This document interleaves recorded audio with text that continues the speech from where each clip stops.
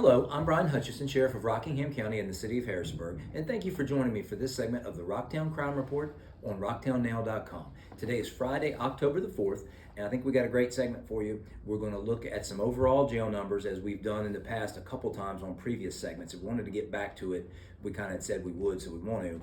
And then we also have a good question that came in. We're going to talk about that too. But let's start off by looking at some overall jail numbers. And as we have done a few times throughout the year and wanted to get back to the total numbers, and these are the total numbers of locally responsible inmates, and that's inmates that are arrested anywhere by any agency within Rockingham-Harrisonburg region. They come here, we're responsible for them. And so we had looked at those total numbers and we wanted to do so again. So take a look at the graphic that we have here, and what we are, you can see, is on March the 10th, when we looked at it the first time, we had 309 inmates here. We had 208 inmates at Middle River, which we are a member of, for a total of 517. In between that and the June 10th date, you can see, that was when we had the major plumbing issues here at the jail. We completely shut down the jail and housed some inmates at RSW and Front Royal, as well as down at Middle River. So our actual number went to 0 between the March and the June 10th day. You see, we reopened on June the 6th, and you look at the June the 10th numbers a few days thereafter. Well, we were at 197 here, 319 inmates we were holding at Middle River for a total of 516. And then we revisited that about a month later in July, and you could see that number went up as we kind of predicted it would. We had 276 here, 238 at Middle River for a total of 514. And then here recently, we checked back up on that here now to see where it's gone. And you can see as of September the 16th, we had 320 inmates here, 173 inmates at Middle River for a total of 493. So you can tell really overall the numbers are fairly consistent for the total number of locally responsible inmates, but it took an interesting, if you had a chart of it for this year, it took an interesting turn in that, we were over 300, we went to 0, kind of up to the almost 200, and now of course back to over 300. For us, 300, 320 is about normal.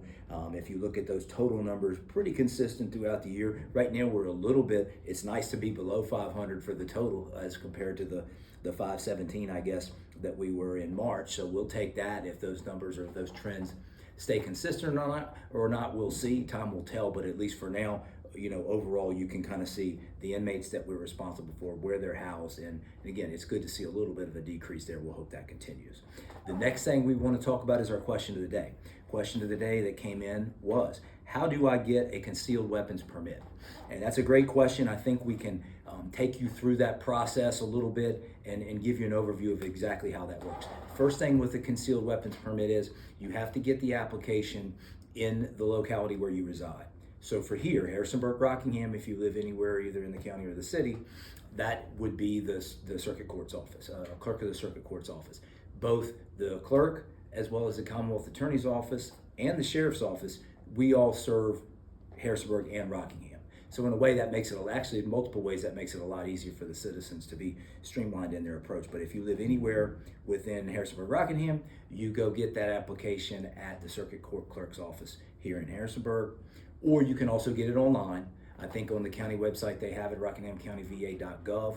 You can click on the circuit court tab and you can print it off online. Again, you can go there in person and get it anytime. Either way, make it easy on yourself. But that's the first step to get that application. You can see here the application. We'll put it up on there on the screen for you, and you can see that it's a lengthy form. A lot of questions are on it. It's a couple pages. This is the cover page, which is called the Concealed Handgun Permit, and that's what you're applying for in Virginia.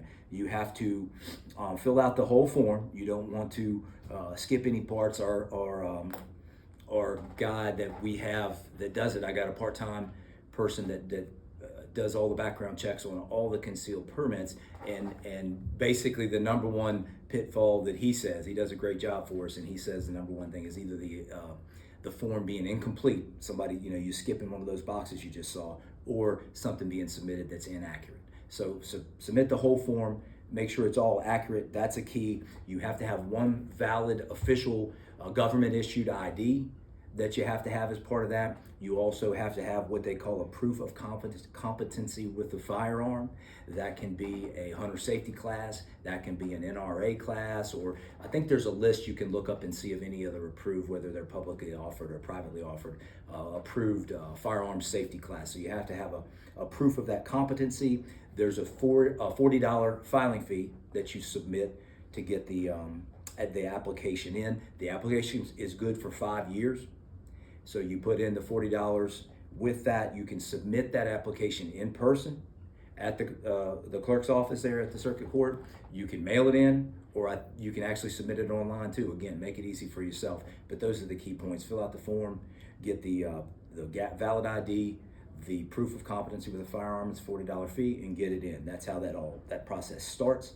And then the next part of it is, as I kind of mentioned a moment ago, they send them all over to us, and we do the background checks on that. Our guy, basically what he's doing is seeing, is the form complete and is it accurate? If all that checks out, everything looks good, we're going to verify the information that was provided in that application, and then we send it back across the street to the Commonwealth Attorney's Office.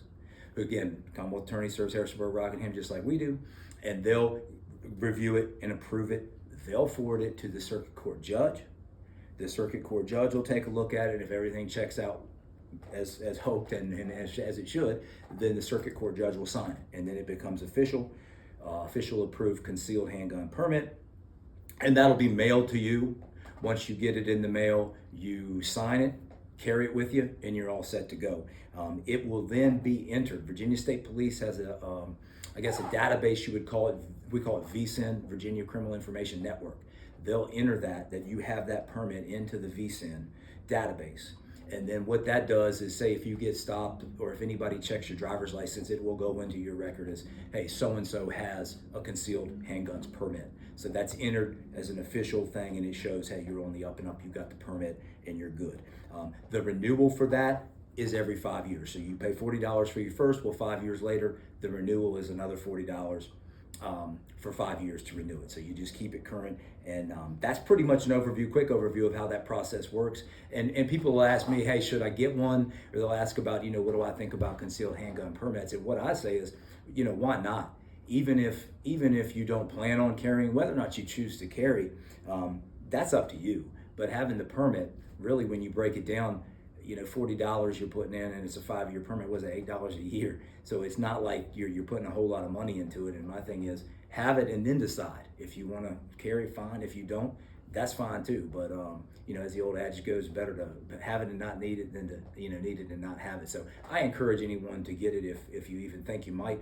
Why not? Would be my take on it. It's a little bit of a process, takes a little bit of time, but all in all, it's not that much of a burden, not that much of an expense. So I would encourage it. That hopefully outlined how that process would work for you. If you're interested or know somebody who's thinking about it, that's kind of the overview of how to go about doing it. So great question. Appreciate that one coming in. And if you have any questions, we love the questions. Talk about some different things and want to talk about things, of interest to the folks that may have questions of any kind about law enforcement or the criminal justice system at all.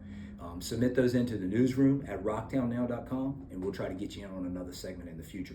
But again, thank you for tuning in to this segment of the Rocktown Crime Report, and we'll see you next time.